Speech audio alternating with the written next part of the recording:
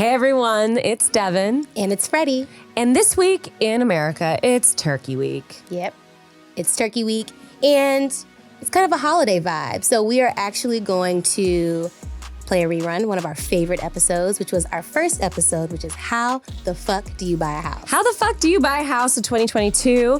And in this episode, Fred and Chantel are going to walk us through the process that they went through, only a couple years apart from each other. So give it a listen, learn something, and then like and subscribe. Happy house buying. Happy holidays.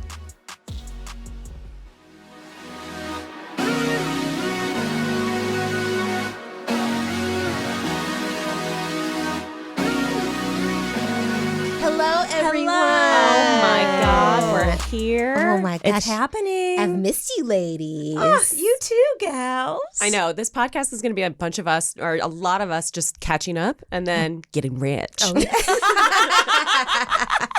My two favorite things, talking and, making it rain. Yep. G-Smitty money. Yeah. Mm-hmm. Mm-hmm. Well, this is our podcast, our new podcast, and it's called Money Honeys. Hey. As we do more and more episodes, you guys are going to learn more and more about why we decided to create this podcast. I think, a lot of these financial wellness podcasts that exist out here, they kind of have one point of view, you know what I mean? And I think what we could bring to a conversation, an ongoing conversation about finances, is our various backgrounds and our various financial knowledge and just how to navigate, really getting the most out of life financially without driving ourselves crazy. Mm-hmm. I think we've had to learn a lot of this stuff from just dry articles or from experiences that we have to fumble through and just from people that don't really resonate with us. And so we want to continue that learning and then pass on what we've learned to you all in a less dry, more fun way. And I think we've learned in the past 2 years that all of these social safety nets that are out here for women are kind of a scam. They are a little bit of a scam, or they're just stuck up in Congress. So I think what we need to do now as a collective is just get together, gab it out, and figure out what's really important to us so we can disseminate this information for all. Because a lot of this financial talk, I feel like, has, for lack of a better term, been gate-kept. Mm-hmm. Gate-kept. Absolutely. Mm-hmm. Gate-kept? Yeah. Kept. Keepered. Keepered behind a gate. Mm-hmm. Mm-hmm. There's a lot of gatekeepers. Yeah. So anyway, we're Money Honeys. Yes. Yes. And if you are unfamiliar with us, we are formerly members of the Collective Ladylike at BuzzFeed. Mm-hmm. Think circa 2017, 2018, maybe parts of 2019. That was our heyday. Kylie Jenner lip kit. Oh my God. Oh my God. It's just, the vibes are still here, y'all. The vibes are still here. It's the era of the Kylie Jenner lip kit, the protect your introverted friends on the internet. It's learn what a contour is. Yes. Big baking. Huge. We've all since graduated from that era. True. Freddie, you've left BuzzFeed. I am, a full-time freelancer right now, and I have been for the past almost 2 years at this point, which is crazy. I started the freelance life as right before the pandemic hit. So that was an interesting shift, to say the least. An interesting heart attack. Yes. Cute. Nice. It was a cute one. Yes. It was really exactly. cute. It was really cute. Yeah. And yeah, I'm just kind of doing my thing, content creating. I really want to make my way into more linear content, traditional Hollywood space. So I'm just, I'm just trying to make it work. You know what I mean? Mm-hmm. Trying to be happy and also make money. Shmoney. Well, you should know that I'm producing a show right now. I'm not going to talk about what show it is, but your name came up a couple times. So you may be freelancing and may be feeling like the free part of freelancing at this point, but I promise you are talked about. Oh my gosh. Yep, in some circles. So, well, wow. And that is what encouragement and friendship looks like, ladies and gentlemen, because I had no idea. So thank you for that. And Shanti, you are doing big things too, right? Yes. So I left BuzzFeed in October of 2019. Also, just a little bit, couple of months before. the old pandemic, but I've been doing a lot of branded directing. And so mix of creative producing, mix of directing, all that stuff. Making a short, just doing more of that this year. And then eventually getting into the linear space as well as Miss FK Ransom also talked about. So yeah, we're making our way. You're holding down that freelance lifestyle as well. Holding down that freelance lifestyle. I love it. I mean, well, wait. Before we move on, though, Devin, I still want to hear more about what you've had going on Oh, yeah. the past couple of years. I mean, I left BuzzFeed a month after baby Chantel in November 2019. Swiftly lost my job. I moved to NBC, lost my job in June, and then again switched to the freelance lifestyle, which I have to point out, I don't know if there's a financial podcast out there hosted by 3 people who are freelance. I feel like when we talk about budgeting, when we talk about finances, it's always done from the perspective of people who have full-time jobs and are salaried.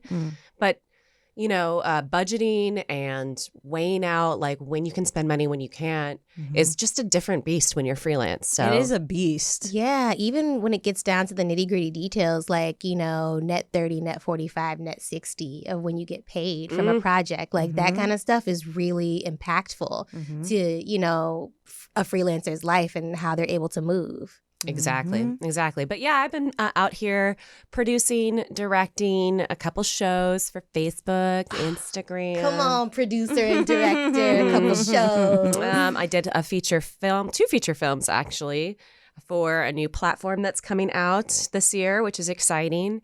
I really when I left BuzzFeed, I was like, I just want to wet my feet, cut my teeth. I want to do one of those things as much as I can. And it's been busy. I feel like also when the pandemic started and the stress of everything started setting in, I was like, I know what I can do. Work a lot. Wow. And pandemic's not yet touch me.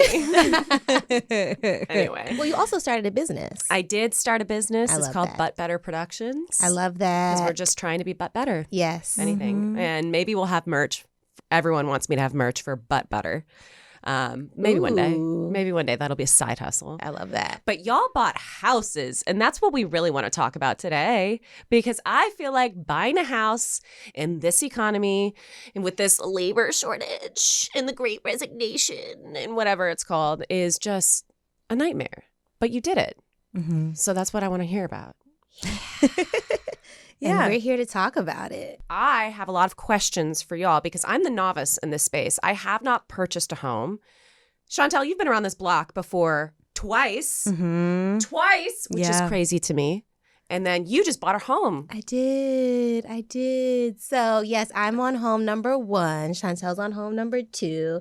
Chantel's actually helped me a lot with my home buying process and just giving me advice and tips along the way.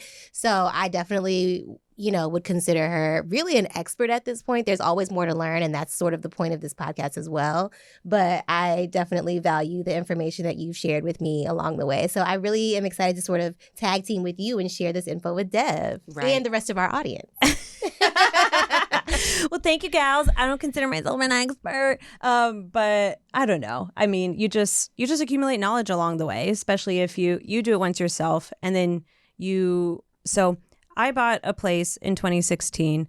Then my partner bought a place this year. And so I helped her a lot along the way. And then now other friends of mine are also taking the leap and buying homes. And so I've just been able to keep learning and keep dispelling that information as time has gone on.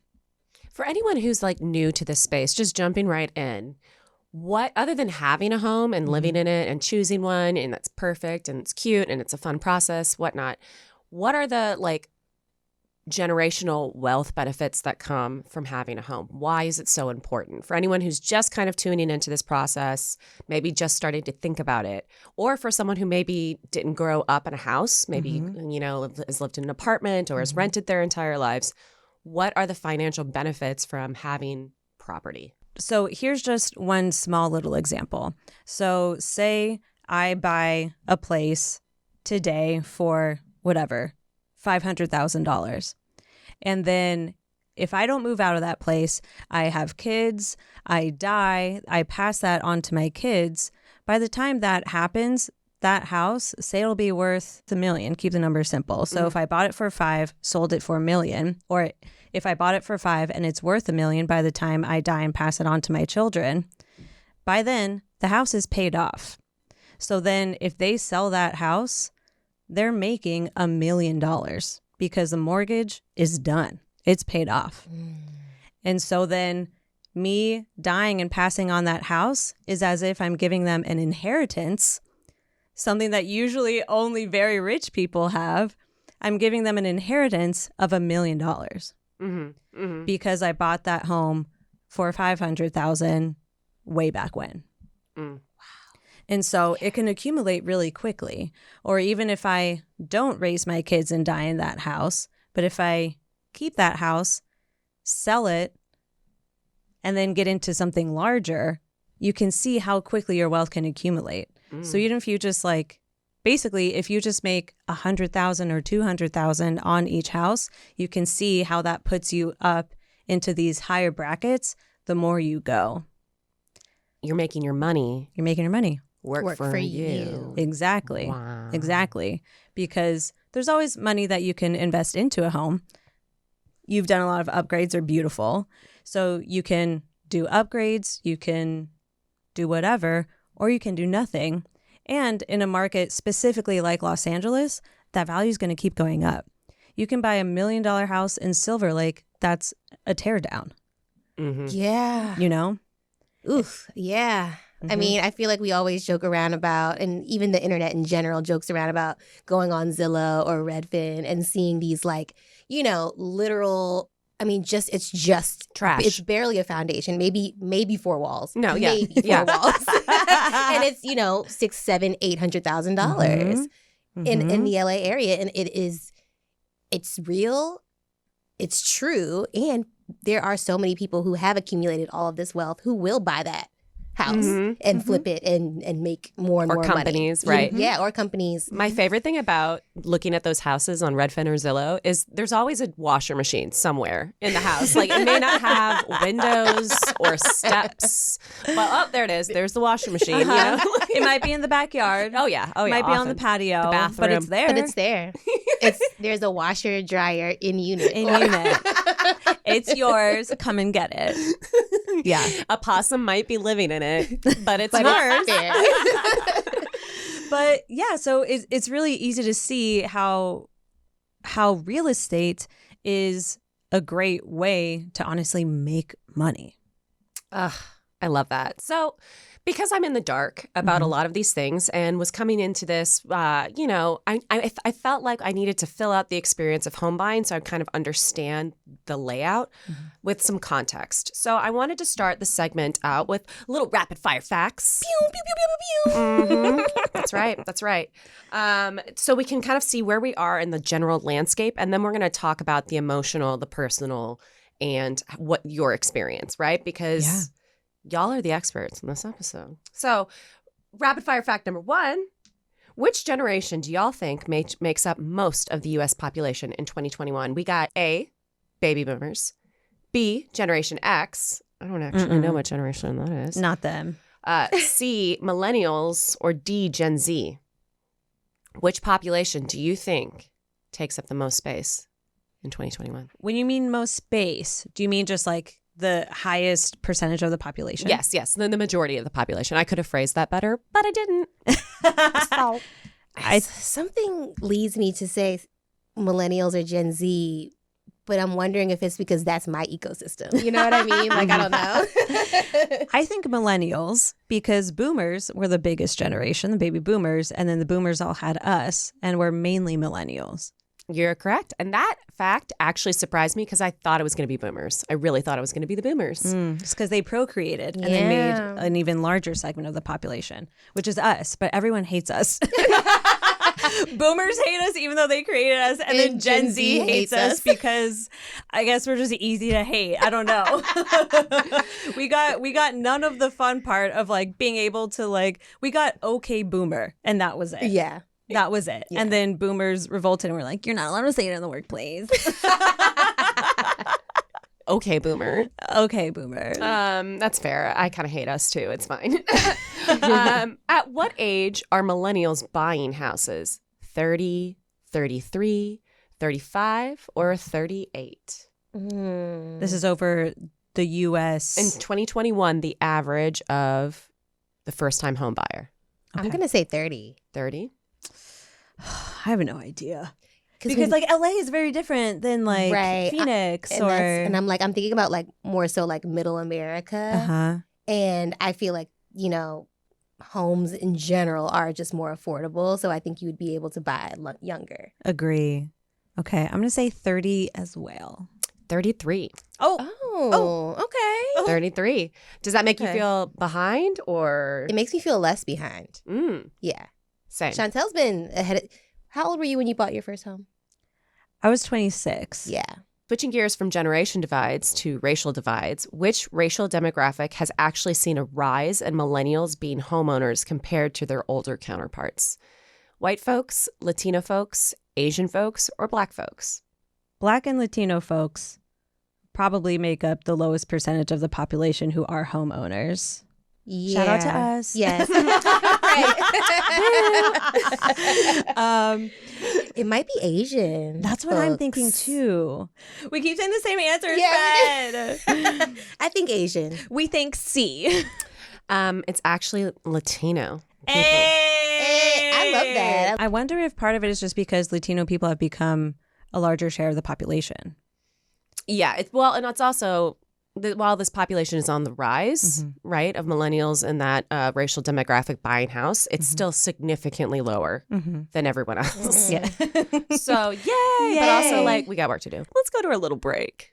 Let's do it. We did some deep breathing over the break. Now we're just reconnected into the topic du jour, which again is home buying. And once again, I know nothing about home buying except Redfin is fun. Love Redfin. It's my favorite home buying app. I mean, it's my favorite same. app on my phone, I think. It's a serotonin boost. And then I remember that I don't think I can afford. Okay. Maybe you could. Maybe you could, Dev. So this is where we're just going to hop in right here because basically this is going to be an interrogation where I ask y'all all of my questions because I am in a place, you know, to where in 2022, I just turned 33. Whoop, whoop. Patrick and I probably want to buy a house first together and then go from there, if you know what I mean. Hell yeah. So this is the year where I feel like I want to make the moves in this direction, but I want to hear from y'all about where you were mentally and emotionally before deciding to take the plunge. For me, I always knew that I wanted to get into a place as soon as I could. So I was very much looking at condos because I knew that I couldn't afford a single family home at that time. And so basically out of college, I was just kind of trying to save as much money as I could because I knew. But why? Like, why did you want to get into a home ASAP? Like, was there something in particular that drove you to that desire? Yeah, because I feel like that goes against the grain for like what millennials usually do, where they get out of college and they want to pay off their student loans immediately. What about you? What made you focus in on real estate so quickly? So part of it is that for my college, I was able to get a shit ton of grants and scholarships. And so my loans were almost nothing. Oh, we love that. Wow. It was like, I just got chills. I don't know if it was like $5,000 or $10,000 or something. Oh my gosh. I know. And so it's crazy how much of a leg up that can give you, which is dumb because my partner who makes more money than I do still has so like tens and tens and tens of thousands of dollars in loans, but I don't. And so that's a huge, huge part of it. And I realize I'm very lucky for that. The other part of it is that I'm from LA. And so because of the industry that I knew I wanted to get in, I knew I had to stay in LA. And so it didn't sit right with me to be like, I knew that out of college, like I couldn't go back and like move in with my parents again, you know, just emotionally and whatever. And so it didn't sit right with me to be like renting a place in the city that I'm from, but then also when like my parents are like 20 minutes or 10 minutes away or something. Like, it just felt weird, you know? I was like, why am I? No, I need to like buy something. And so then the other part of it is I didn't move back in with my parents, but I moved back in with my grandma. And so I stayed with my grandma basically until I had enough money to buy the first place that I did. So switching gears, you were in a different time of your life, Fred. Yes. You were a little bit older. Yes. When you wanted to buy your first property. Yes. And did you have student loans from Howard? Yes. Okay. Okay. All yeses. Okay. Okay, so 2 different millennial experiences. Here we go. Post-college, I did a lot of, being in the entertainment industry, especially just starting out, you make pennies. I think most of us know that. I moved to New York City making pennies and worked there for 2 years. And somehow was able to make it work. And like I look back and I'm like, how did I? Oh, yeah. It's because we got bougie. We got older, we got bougie. That's so true. That's Our so backs true. started hurting. Yeah. Literally. We need the good pillows. Literally. Or That's I'm like, exactly we just what got it old and is. bougie. And then I ended up moving to LA and I got an internship at BuzzFeed. So again, that was also an hourly rate. Maybe $12 an hour, 15 maybe. When we started, I can't remember what we when you making. started, it was $10 an hour. When I started, it was 10. Yeah. And then the class after me, I think, got bumped up to 12. like 12 or 15. Yeah. Crazy. Yeah. And so I did not grow up knowing too much about like how to make your money work for you. Mhm. I just know, and it's similar to Chantel, just save. Mhm. Don't spend your money at all. Mhm. That's like all I ever really went by was just like save, save, save. Mhm. And so that is kind of what I did once I started working. I got full-time at BuzzFeed. I started really like getting super serious about just making sure that I was saving something. And I don't have a lot of, I love to shop, you guys. Like I love to shop. I love clothes. I love to travel. I love all these things. And I was like, okay, I need to just make sure that I'm just like having, when my paychecks come on the 1st and the 15th, I think my first step was to take $250 out each paycheck and just had them automatically take it out so I don't see it on the 1st and the 15th. And that helped me a lot. Yeah, 'cause then you're saving $500 a month. Yeah. Not And bad. yeah, it definitely, and it's actually, I never took it off. So it's still happening. And I'm like, well, wait, hold on, y'all. Yeah. Yeah. I'm not W-2 anymore. But it's actually, it does still help. Like it really does still help. 2021. What was it about that year that you were like, bet, let's do it? It was 2020 where I first was like, okay, I'm going to look for a real estate agent and see if I can start making actual moves towards home ownership. And I think it was because I had been sitting in my apartment all of 2020, not doing anything, not going anywhere. And I was like, I've got something. What is happening? I was like, my money is just being poured out every month to this man for rent for this apartment. I'm just sitting in here. Like, I don't have any real outdoor space. Like, what is happening? And so when I went into asking about loans and seeing what I could get approved for at that time, because I had just become freelance, like right at the end of 2019, they wanted more proof that I would be able to pay my mortgage. I had just a few months of income to show them as a freelancer that I could pay, but they were like, you need at least 2 years. And I was heartbroken.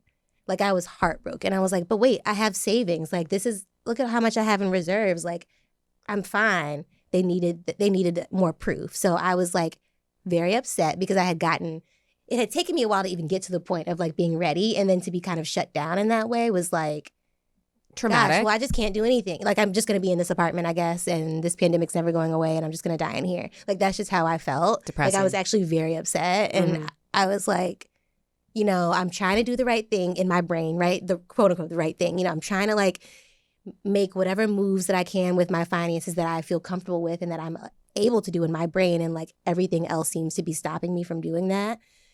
Fast forward, so my real estate agent, she was telling me, she was like, okay, we'll circle back. She was like, we'll circle back at the top of the year. It doesn't have to be 2 years, but let's see what happens with a full year of freelance, and we'll revisit, getting approved. And so she was like, fine, it's fine. Like, I'm not going anywhere. She's like, I'm not going to like disappear. She's like, we're going to work towards this.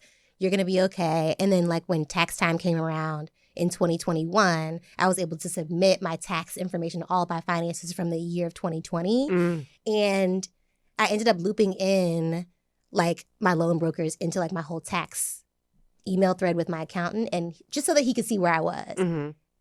I did not realize he was going to pre-approve me right then and there. Like, I thought that I had like another year or so to go, but he was like, no, you're good to go. Like, let's get going. And I was like,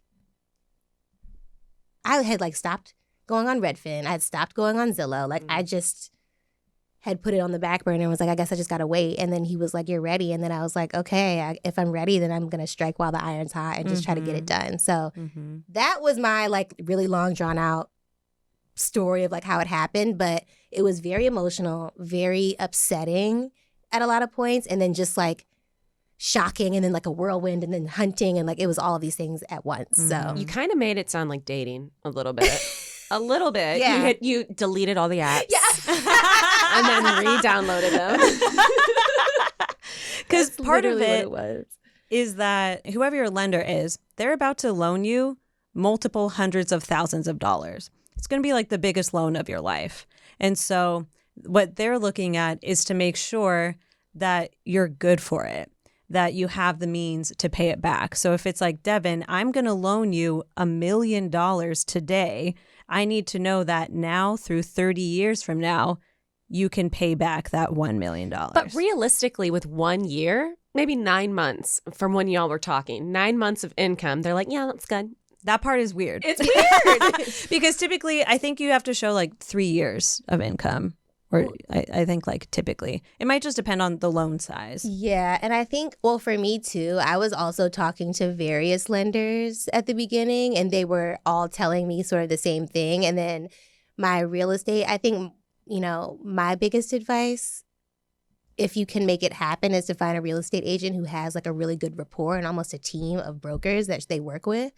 Because that's really what it was. It was like a little dream team of like my real estate agent and my 2 loan brokers who like helped me get across this finish line.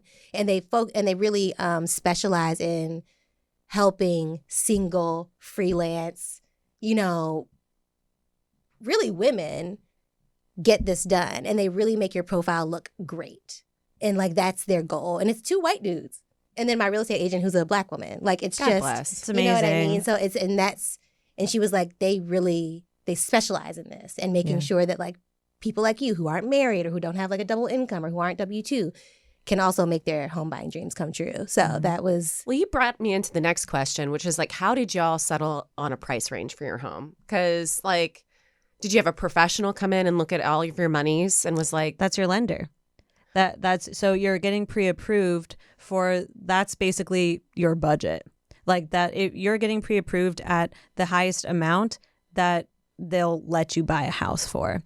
So you could come in under that, keep some of your monies. But if they're like, you're approved for 500, then you can really only buy something that's max 500. And that loan is for the down payment, mostly. No. The loan is for everything besides a down payment. Down payment now comes we gotta back from... up. Okay, all right. So, okay, yeah, talk me through it. Yeah, so down payment comes from you. Your savings.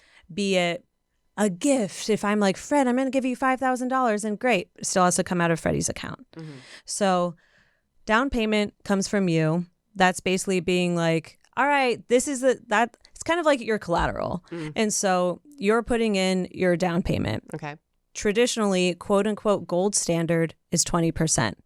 The reality is that's kind of a myth. Right. And so I put down 20% for mine. Freddie put down 10% for hers. And so being the kind of the largest barrier to entry for buying a home is saving all your pennies for your down payment.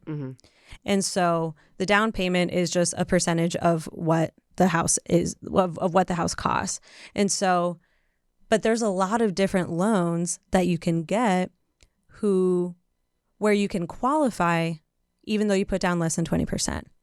Because saving 20% of a full sale price in a place like LA, that's a lot of money. It can be hundreds of thousands of dollars or even $80,000. It's a lot of money. And so saving up half of that, saving up 10%, there's loans where you can save up 5%, loans where you could save like 3.5%, 2.5%.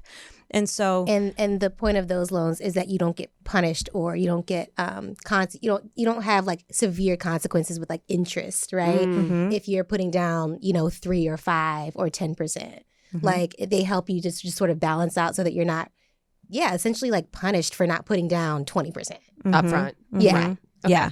So the only thing about not putting down 20% is that typically you have a PMI, mortgage insurance, that you have to pay on top of it. I'm sorry, I didn't mean to roll my eyes. No, look, these are not my rules. You can roll your eyes all you want. So backing up, that loan you get is to buy the home up Yes. front. Yes. It's Okay. to buy the rest of the house. The rest of the house. Say you're buying my home. Okay. Say the down payment, we'll keep numbers easy. Down payment is $20,000. Full purchase price is $100,000. Okay. So that $20,000 that you give me gets wired to me. Seller, I'm happy I have $20,000. But then I'm like, hey, the full purchase price is $100,000. Where's my $80,000? I can't wait 30 years to get the rest of that $80,000 from you because I'm selling my home now. So your lender is essentially giving me my $80,000, and then you're paying the lender. And how much on average are these home loan interest rates? How are we talking about? Right now, they're low. Right now, they're super low. Yeah. So it's really, really good. I'm looking it up for us, y'all. Mm-hmm. Yeah. And so it depends on your lender. It depends on how you look as a buyer. I was approved for, I believe, maybe $560,000 home. Okay. I already had in my mind that like $500,000 was going to be my cap because, again, with the home buying, you can get outbid. Mm-hmm. So for me, it's like I'm going to just look for $500,000 because who knows? I may end up there at $560,000 by the time this is done while I'm competing with other buyers. Right. You know what I mean? So in general, I always go with the lowest possible. Like I'm like, what is the cheapest house I can find at a sale? You're like me. When we walk into a store, we go to the sales section first. Straight to the sales section. Yep. Yes. Mm-hmm. Why am I going to pay extra money if I don't have to? Right. Why? I like this shirt. It's on sale. The sale isn't influencing why I like it. Maybe. By the way, it's 3.8% for a 30-year fixed loan. For 15, it's 2.8. And I don't know what 10/6 ARP or ARM. Yeah. Sorry, guys. We're serious about this stuff. Okay. So you got approved for $560. Yeah. And you got approved. Do you remember for what your condo? I don't remember. This was years ago, though. Yeah. I don't remember what my approval letter was for, but my condo was $350,50. And I knew that I was going to have a roommate immediately. My best friend from college. Shout out to Julie. But so that also was a factor into like my mortgage and stuff because I knew that we'd essentially be splitting it. Okay, so you get the loan. Mm-hmm. You get approved. You get pre-approved You for get your loan. pre-approved for a loan. Which a lot of times. Okay, pre-approved or approved? Like, what are we talking? What's going on here? Pre-approved is basically so a lot of homes require you to have a pre-approval letter before you even go in to see them, especially during pandemic, because they don't want to be exposing they don't want to be exposing themselves to people who actually can't afford these homes because we're all trying to minimize our exposure. Sure. And so they need to know that the person who's coming in to tour that home can actually buy that home. Because there's a lot of looky-loos. Yeah. There's a lot of looky-loos. I was a looky-loo for like 2 years. That actually happened to Pat and I. We went to an open house and they were like, no. Yeah. They were like, we smell a scam off of you guys. Bye-bye. Yeah. So nowadays, in regards to the Los Angeles market, you need a pre-approval letter to view a lot of homes. Yeah. Okay. Wow. Okay. So the pre-approval loan letter is just like, hey, we think we may go on a date with you. It may cost $560,000. We are thinking about it. And then the approval is them actually putting the money down. Yes? Mm-hmm. That all happens in escrow. Okay. So basically, the order is you decide you want to buy a home, you get pre-approved, and then you go and start touring homes. You find a home you like, you put an offer on that home. Offer gets accepted. You enter into escrow. Escrow is basically when all the contracts and all the money is exchanged. Then you close escrow, they give you your keys, and it's your house. Okay, well, I just got really excited. But coming back to like, you just got pre-approved for your loan. Where were y'all emotionally at this point? I was like, holy shit. Yeah, I was like, I was shocked. I was excited. I was like, okay, and re-downloading the apps. Like, I reached out to my realtor and I was like, let's go. She was like, yeah. Well, she was like, if you're ready, she was like, I'll have you something by the end of the year. This was in June. And then realistically, when did you move? September 1st. Wow. So just the summer. Just the summer, which is very, I think, rare. A lot. I think it's having that quick of a home search to actually moving in Los Angeles in this market. I can't say anything, but it was just the stars aligning for me because I fully expected to maybe even be looking into 2022. Yeah. So yeah, they did their thing. Yeah. Okay, so now we're talking about the fun part, which I'm excited about, the shopping part. Ooh. Yes. The other part, as you can tell, the other parts I don't know anything about. I'm like, what? Yeah. So the shopping. Did it feel like making a deal with the devil? A little bit? There's always a point during escrow where you think this is the worst decision of my life and I should pull out immediately. Seriously. Did you have that? Oh yeah. Multiple times? Oh my gosh. Yeah. Why? Yeah. It just gets hard. It just gets hard because in escrow, that's also when you're doing your home inspections. It's when they're like writing up everything, and you just have to keep signing stuff like, yes, I will purchase this house and be liable for everything that ever happens to this house again. Mm-hmm. And that is like, yes, you're wiring your down payment. You're just seeing it go. And most of the time in the contracts, there's not really any way to get that full amount back. You can have different like contingencies where it's like, okay, if you do your inspection, decide you don't want the house, then we'll give you like a percentage of your down payment back. But it might, that's why houses falling out of escrow, it's when all that stuff is happening. I had to put down 3% of the 10% that I was putting down at the very beginning of escrow just to like basically hold the house. Just to have the conversation. Yeah. You were like, here's 3%. Yeah. It's like, and that's significant. I think for me, I had to give them $13,000. Right. Yeah. No, At that's the nothing. beginning. We're talking small percentages, but big dollars. Yeah. And so I was like, wow, this is a lot. There's a lot of money. And so I was like, let's just hope the inspection goes well, because that's also like Chantel was saying, that's when a lot of people do fall out, because you can find out that the foundation is going to cost $60,000 to repair. And it's like, is it worth it if I'm right? You know what I mean? It's like, I might as well go look for a different house because now I'm spending $60,000 more than what I was planning on. Well, that's actually ties us into a listener question, which we have those now. Hey. We opened up our social media accounts asking for any questions a person may have. And someone asked, what do you do if the owner lied about plumbing damage and you bought the house? So basically, you need to have a good inspector so that you don't buy the house and find the stuff out later, because a good inspector will find that stuff. So hire an inspector that's legit a third party.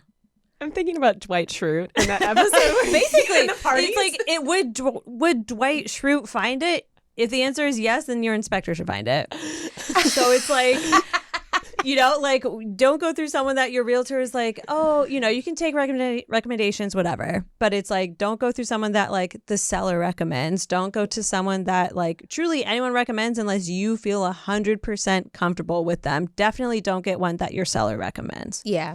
So we got one who was just legitimate third party.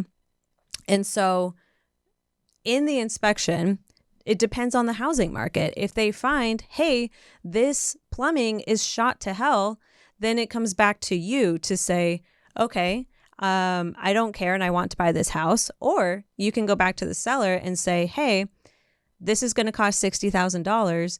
You take $60,000 off of the sale price. Or you fix this before I buy it, which is like never going to happen. It's just, because they don't have an incentive to fix it for you. Right. But it's like, okay, you take $60K off and then we can keep proceeding. So what happens if like with Freddie put down that 3% and we find that the plumbing is shot, and then if you want to back out, do you get that 3% back or no? Yes, because it was written in my offer. Oh. Yes. So you want to make sure it is. Mm-hmm. Yeah. So your offer also just needs to be rock. You just Really need tight. good people. Yeah, it has to be really tight. You need good people. There's so many things that if you've never done it before, there's so many things you would never think to put in there, which is why you should really have an agent who's like is trusted and has experience, and like that they like are crossing all their T's and dotting all their I's. Because that was my main thing. I was like, now this $13,000 that I am putting in here. She's going to come back if this doesn't work out, Yeah. right? She's going to return to mama. Yeah. To carry us through escrow, it's basically you get your inspection, you sign all your contracts, they sign all their contracts, you wire the money over, and then your lender wires the money over to the escrow account. Once it hits that account, then they're like, all right, that's the last step. We have all the money. We have all the signatures. We can close escrow and get you your keys tomorrow. Once it's all there, they're like, great, when do you want your keys? I just feel like y'all have educated me so much, which, by the way, thank you so much. That was wonderful. I got all my questions answered, but I just want to turn one more time to our fans. Because here's a good question that I think might divide us. What do you think is better, to have low debt or more savings when you apply for a mortgage? You're always going to have debt. Basically, student loan is debt. Even once you own a home, life is debt. That's debt. Breathing is debt. You owe that breath back to society. You beach. So it's more about it's more about the equation of it all. So you can have debt as long as what you make is more than that debt, so that you can pay your mortgage and pay all your bills. Okay. It's just an equation. Because if you have $100,000 in debt, but you make $2 million a year, yeah, you're going to get approved for a loan. But if you have $100,000 in debt and you make $150, yeah, then it's going to be a little harder. So figure out your equation. Copy. Got it. So as two single gals who bought homes as, on a single income, what is the number one tip you give to somebody when it comes to like auditioning people for your team that you were mentioning? Something that was important to me was just being able to vibe well with my real estate agent. I started with that because to me that felt like the main source of like where I would get my home from, right? I was like, I feel like I'm going to be mostly in contact with this person. Like this is going to be my ride or die essentially until we actually close something. So for me, I was like, I really want someone who understands sort of almost my emotional stance at that point. I wanted to, because I was very emotional about it. You know what I mean? Like even just talking to her initially in our first conversation, I started tearing up because I just really wanted it so bad. And I just wanted her to believe in me. She was so again, how I found my real estate agent actually was a recommendation, but she also went to Howard University. So she went to the same college as me, which is a historically Black college and university. And she's a woman living in LA. So, and she may be 35, 36. So also young and like had not so long ago bought her first home. So she very much was like in line with, I think, like my ideas and my morals and my values and just like my worries and concerns. And like she is married and like has that other income, but it wasn't always the case. You know what I mean? So for me, it was just finding someone that aligned and understood my perspective. Any other hot tips, that proprietary knowledge that y'all want to give to our listeners about home buying, the process? A big question we get is about our credit score. I saw on our user submitted content. Like what is that? What tips do you have about your credit score? Are there any hot tips that we've missed in this process? Yeah, so you definitely want a good credit score. And so you want to start building your credit. For example, the first credit card that I had, it was like a $300 limit.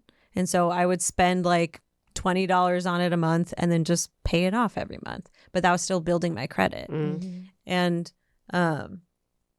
so you definitely want to have a good credit report because, again, it just goes back to like a loan. You have a good credit score if you're able to pay back your debts. What are we talking here? Like 6 680, 700 sound for Yeah, I would say 6-7 upward. is fine. Yeah, I was thinking like upwards of 650. Yeah, Okay. yeah. Around that. Research and learn the home buying process way before you're ready to buy a home.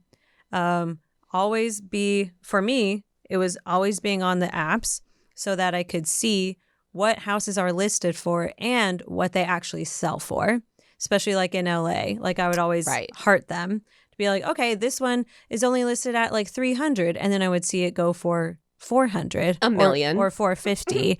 And so like following it through there, which takes a couple months, but that way you know, okay, what are things listed for? Always look at the price per square foot. Oh. That's what I always look at on those apps. Elaborate. So you can have a house that's $1 million, say it's 1,500 square feet, or you can have a house that's $1 million and say it's 800 square feet. Right. And so you want to know how much house you're buying and how much you're paying per square feet versus paying like, I think mine at the time was maybe like $360 a square foot, which in LA is like so low now. But so it's like, oh, is it? It's pretty. I like it. But if you're paying $1,000 a square foot when comps in the area are going for like 700 a square foot, then you're kind of getting ripped off.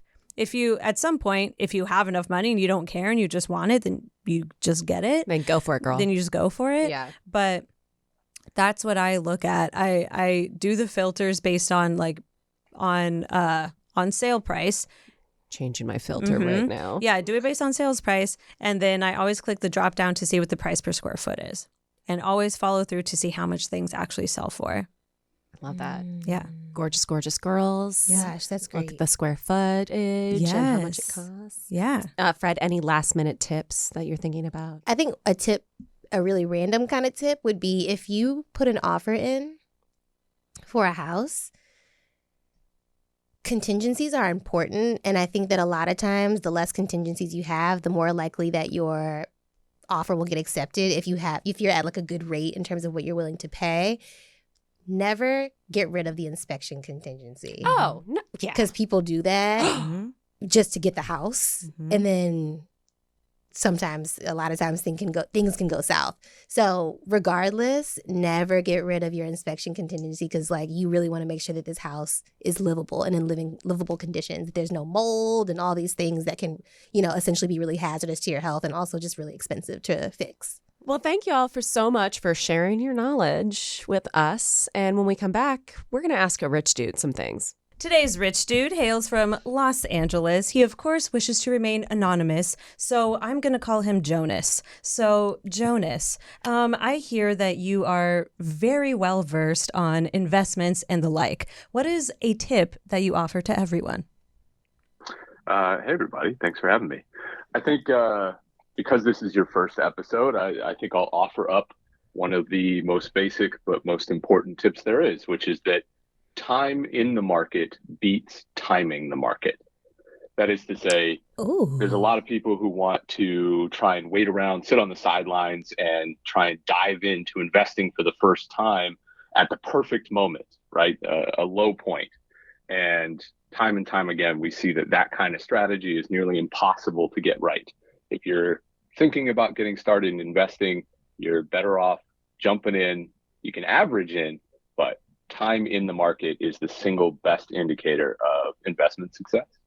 That is really good advice. And wow, I'm just already shook. Wow, money advice. Can't wait to utilize it. It's hard because, rich dude, whenever the first thing my first reaction to your advice is to roll my eyes. I don't know why. It has nothing against you. But I'm just going to be honest. My second reaction is, wow, that's a cute phrase. I love it.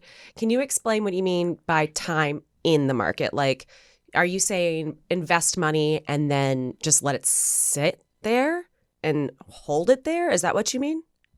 Absolutely.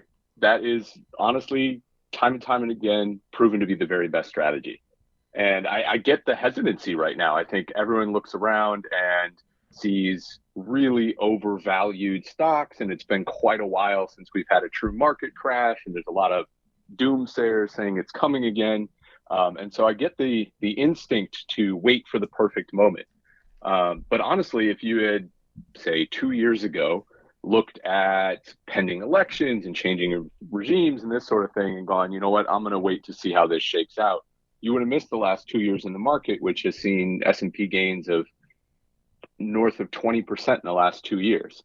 So while you're waiting to time that dip and buy in low, you're missing out on major profits.